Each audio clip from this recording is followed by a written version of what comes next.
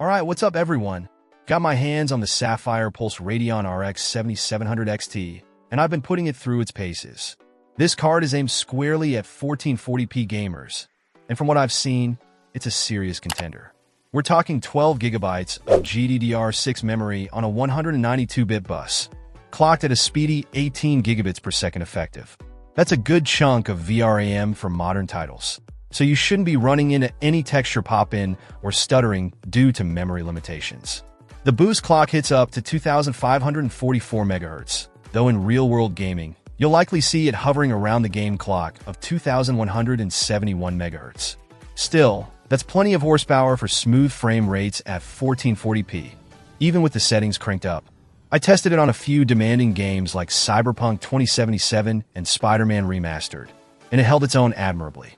At 1440p with high settings, I was consistently getting over 60 frames per second, sometimes even pushing close to 100 frames per second in less demanding scenes. Sapphire has gone with a dual-fan cooler on the Pulse model, and it does a pretty decent job of keeping things cool and quiet. Even under heavy load, the fans weren't overly loud, which is a big plus for me.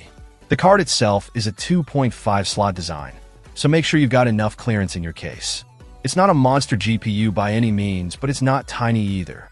Connectivity-wise, you've got 2 HDMI ports and 2 display ports, which is pretty standard these days. Plenty of options for hooking up multiple monitors or a VR headset. Now let's talk about the RDNA 3 architecture. AMD has made some significant improvements here, particularly in terms of power efficiency. This card isn't a power hog, which is always a good thing. One thing I really appreciate about the Sapphire Pulse series is the build quality. It feels solid and well-constructed, not flimsy or cheap. It's got a nice backplate too, which adds to the overall premium feel. So who is this card for?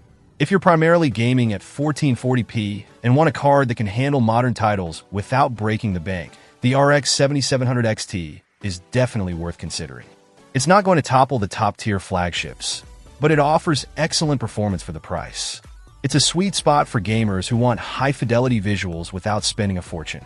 Let me know what you think in the comments below. Have you tried the 7700 XT yet?